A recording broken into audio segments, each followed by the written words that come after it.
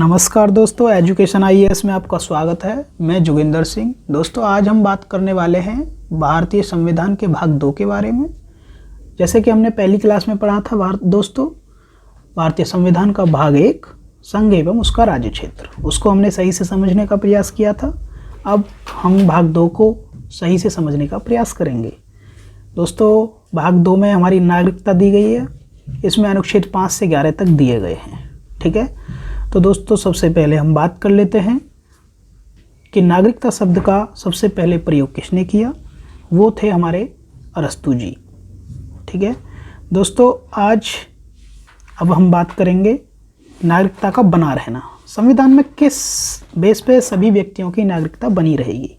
ठीक है, अनुच्छेद हमारा कहता है दोस्तों,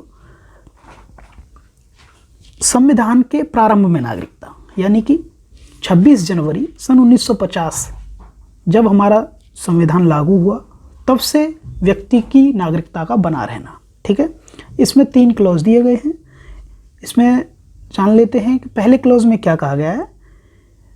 उसका जन्म यदि भारत में हो, जो व्यक्ति हो उस समय 1950 के समय जो होगा, उसका जब जन्म भारत में हुआ हो तो वो भारत का नागरिक होगा।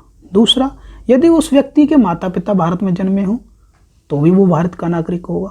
तीसरा, यदि संविधान लागू होने से पहले 5 वर्ष वो भारत में रहा हो, जैसे कि 1945 में वो आ गया हो भारत में और वो रह रहा हो उस समय, ठीक है, तो वो भारत का नागरिक होगा। जैसे कि एनी बेसेंट, हमारे आंदोलन में सबसे ज़्यादा उनका भागीदारी रही है, महिला थी और उन्हें भी भारत की नागरिकता मिली उस समय। ठीक है, अब बात करते हैं दोस्तों अनुच्छेद 6 के बारे में। ठीक है दोस्तों, अनुच्छेद 6 में क्या कहा गया है। वैसे व्यक्ति जो भारत जब विभाजन हुआ उस समय पाकिस्तान से भारत में आए, ठीक है, माइग्रेट जो हुए, उनके लिए नागरिकता का बना रहना किस बेस पे है।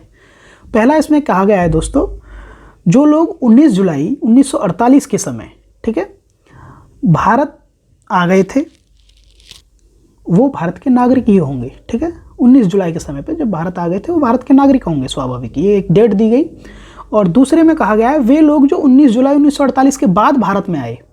ठीक है, 19 जुलाई 1948 के बाद जब भारत में आए, उनकी नागरिकता का बना रहना, एक उन्होंने रजिस्ट्रेशन फॉर्म निकाल दिया, उसके बेस पे उन्हें पहले आवेदन करना होगा, उसके बाद उन्हें नागरिकता दी जाएगी।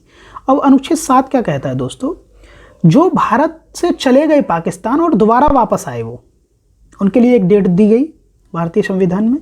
उन्होंने क्या कहा गया, 1 मार्च 1947 को जो लोग पाकिस्तान चले गए थे, जब विभाजन हुआ था उस समय चले गए थे, और वे भारत के नागरिक नहीं होंगे। ठीक है, जो चले गए थे वो नागरिक नहीं होंगे, लेकिन अगर वही व्यक्ति 19 जुलाई 1948 से पहले भारत वापस आ गए हैं तो वो भारत के नागरिक होंगे।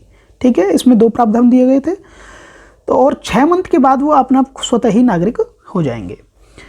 अनुच्छेद बात करते हैं दोस्तों अनुच्छेद 8 के बारे में।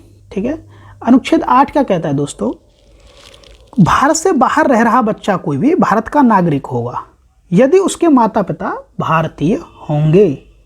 1935 के अधिनियम से, जैसे अंग्रेजों का जिस टाइम था, उन्होंने जिस समय लोग बहुत कई बाहर रह रहे थे, तो उनके बच्चों की नागरिकता का बना रहना, ठीक है, इसमें दिया गया है। अब बात करते हैं दोस्तों नागरिकता समाप्ति, कि यदि भारतीय संविधान में किस बेस पे नागरिकता हमारी समाप्त हो सकती है, क्या क्या हमें नहीं करना चाहिए, क्या करें तो यदि हमारी नागरिकता बनी रहे, और कैसे भारत सरकार हमारी नागरिकता को ख़त्म कर सकती है।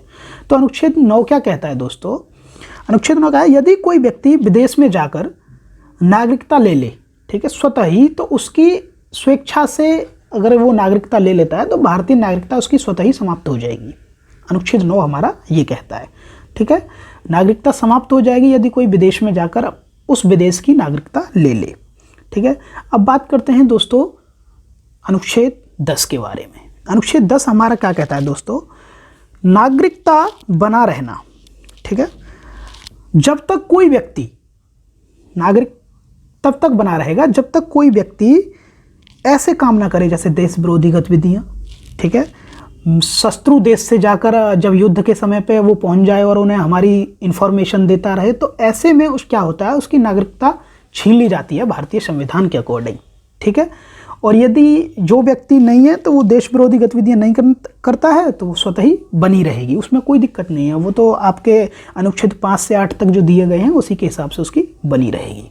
ठीक है, अब अनुच्छेद 11 के बारे में बात करते हैं। अनुच्छेद 11 में क्या है कि संसद द्वारा नागरिकता के अधिकार को नियंत्रित करने के कानून, यदि जैसे कई बार संसद समय समय पर कानून लेके आई है, 1955 का कानून हुआ, ठीक है, ऐसे बहुत से कानून लेके आई है संसद हमारी। 1955 में लेके आई, 1986 में, 1992 में, 2003 में, 2005 में और हालिया समय में 2019 में भी कानून आया है। ठीक है, अब CAA, NRC, ये सारे जितने भी कानून हैं ये भारतीय संविधान। और सबसे बड़ी बात दोस्तों ये जान लो कि ये जो अनुच्छेद 11 है, ये जो हमारी नागरिकता है किसके अंडर आती है, किस मिनिस्ट्री के अंदर आती है, वो आती है होम मिनिस्ट्री के। ठीक है, होम मिनिस्ट्री के अंदर इसे होम मिनिस्टर ही ये सब काम कर सकते हैं, कैसे कानून लेके आना है।